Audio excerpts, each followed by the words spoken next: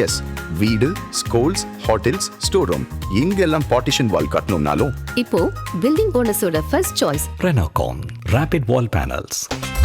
No compromise. உங்க சைடுலயும் எங்க சைடுலயும். It's a GT promise. GT Holidays, South India's #1 travel brand. பொதுவுடைமை கட்சியின் முதுபெரும் தலைவர், தமிழகத்தின் தியாக தீபமாக வாழ்ந்தவர், சுதந்திர போராட்ட தியாகி, நாடு விடுதலை அடைவதற்கு தன்னையே அர்ப்பணித்தவர், பிரிட்டிஷ் காவல்துறை தேடும் பொழுது தலைமறைவு வாழ்க்கை நடத்தி தேச விடுதலைக்காக பாடுபட்ட மூத்த தலைவர். இப்படி ஒரு தலைவர் இருந்தாரா என்று அடுத்த தலைமுறை நம்பமா என்று தெரியவில்லை. அப்படிப்பட்ட எளிமையான நேர்மையான தலைவராக வாழ்ந்து 101 வயதில் மறைந்திருக்கிறார். மிகவும் என்னுடன் நெருங்கி தன்னுடைய பிள்ளையை போல் பாவிப்பார்கள். அப்படிப்பட்ட ஒரு மாபெரும் தலைவருடைய இழப்பு எனக்கும் தமிழ்நாட்டு மக்களுக்கும் மிகப்பெரிய இழப்பாகும். காங்கிரஸ் பேரியக்கத்தின் சார்பாக ஆழ்ந்த இரங்கலையும், அவருடைய வரலாறு அந்நில் மனிதர்கள் உள்ளவரை யாரும் மறக்க மாட்டார்கள், அவருடைய தியாகத்தை மறக்க மாட்டார்கள். அதற்காகத்தான் நாங்கள் கோரிக்கை வைத்திருக்கிறோம். தோழர் நல்லக்கண் அவர்களுக்கு பாரத ரத்னா விருது வழங்க வேண்டும் என்று மீண்டும் மீண்டும் வலியுறுத்துகிறோம்.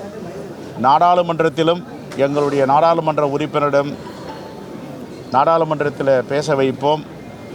தோழர் நல்லக்கண் அவர்களுக்கு பாரத ரத்னா விருது வழங்க வேண்டும் என்று நாடாளுமன்றத்திலே வலியுறுத்துவோம். வரவேற்க தகுந்தது. அவருக்கு அரசு மரியாதை கொடுக்கவில்லை என்றால் வேறு யாரும் கொடுக்க முடியாது. மாண்பு முதலமைச்சர் அதை சரியாக செய்வார் என்று எங்களுக்கு நம்பிக்கை இருந்தது, செய்திருக்கிறார். ஒரு மீட்சியும் கிடைக்க வேண்டும். எல்லோருக்கும் எல்லாம், அனைவருக்கும் அனைத்தும் என்ற தத்துவத்திற்காக உழைக்கின்ற அந்த மார்க்சிய பார்வை அவருக்கு மூச்சு காற்றாக இருந்தது. அந்த வகையில்தான் அவர் எல்லோருக்கும் நண்பர் என்றாலும் கொள்கையிலே விடாப்பிடியாக இருந்து வழிகாட்டிய ஒரு மாவீரர். அவருடைய நினைவு என்பது எப்போதுமே வரலாற்றின் வைர வரிகளாக என்றைக்கும் மின்னிக்கொண்டே இருக்கும். வாழ்க RNK.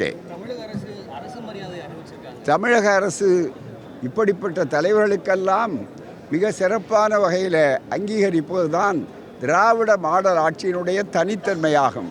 அதுவும் ஒப்பற்ற முதல்வராக இருக்கிற நம்முடைய முதல்வர் அவர்கள் அவருடைய தொண்டை அடையாளம் கண்டு சங்கரையா அவர்களுக்கு அடுத்தபடியாக அவருக்கு தகைசால் தமிழர் என்ற சிறப்பை அன்றைக்கு சொன்னார்கள்.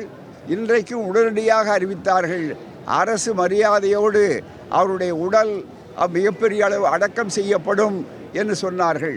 எனவே அத்தகைய அறிஞர்களை, புலவர்களை, தொண்டு ஊழியம் செய்யக்கூடியவர்களை, உடல் உறுப்பு கொடைகளை கொடுக்கிறவர்களையெல்லாம் அடையாளம் காட்டுகிற ஒரு நல்லரசின் கீழே அவர்களுடைய பிரிவு, இயற்பிரிவு நடந்திருக்கிறது என்றால் அந்த மரியாதைக்கு உரியவர்கள் எப்படிப்பட்டவர்கள் என்பதை விட அந்த மரியாதையை தரகுன்றவர்களும் எப்படிப்பட்ட மனிதாபிமானிகள் என்பதை இந்த நிகழ்வு தெளிவாக மற்றவர்களுக்கு எடுத்துக்காட்டாக அமையும். இந்தியாவிலேயே இப்படி தலைவர்களுக்கும் தொண்டர்களுக்கும் தோழர்களுக்கும் அடையாளம் கண்டு செய்கின்ற ஒரு அரசின் கீழ் அவர் இருந்தார் என்பதுதான் அவருக்கும் பெருமை, அரசுக்கும் பெருமை, மக்களுக்கும் பெருமை. மாமனிதர் தோழர் நல்லகண்ண ஐயா அவர்களின் மறைவுக்கு என்னுடைய ஆழ்ந்த இரங்கல்களை தெரிவித்துக் கொள்கிறேன். மனிதநேயத்தின் உச்சம் மார்க்சியம். அந்த மார்க்சியத்தை கடைசி வரை ஒரு செகண்ட் கூட இசகாமல் கடைப்பிடித்தவர் மாமனிதர் நல்லகண்ண ஐயா. அவர் கூட நிறையா நிகழ்ச்சிகளில் கலந்துக்கக்கூடிய வாய்ப்பு எனக்கு கிடைச்சிது. மதுரையில் நடந்த கம்யூனிஸ்ட் மாநாட்டில் அவரோட கலந்துருக்கிறேன். அது மாதிரி கம்யூனிஸ்ட் கட்சி நிகழ்ச்சிகள் நிறையா, ஜல்லிக்கட்டு நடந்த ஐயா தலைமையில், நல்லகண்ண ஐயா தலைமையில் நடந்த நிகழ்ச்சியில் கலந்துக்கிட்டு, ஜல்லிக்கட்டுக்கு ஆதரவாக நடந்த நிகழ்ச்சியில் கடைசியாக தம்பி எழுச்சி தமிழர் திருமாவளவன் நடத்திய விடுதலை சிறுத்தைகள் கட்சியினுடைய விழாவில் நானும் ஐயா நல்லகண்ண ஐயாவில் கலந்துக்கிட்டோம். சுமார் ஒரு வருஷம் இருக்கும். அதுதான் நான் கடைசியாக ஐயாவை சந்தித்தது. ரொம்ப சந்தித்தாலும் என்னுடைய நலன்களை பற்றி விசாரிப்பார். அவருக்கு ரொம்ப பிடித்த படம் வேத படம், பெரியார். அந்த 2 படத்தை பற்றி என்கிட்ட பேசிக்கிட்டே இருப்பார். ஒரு பொதுவுடைமை சித்தாந்தத்தின் மாபெரும் இழப்பு நல்லகண்ணையா. என்னுடைய ஆழ்ந்த இரங்கல்களை தெரிவிக்கிறேன்.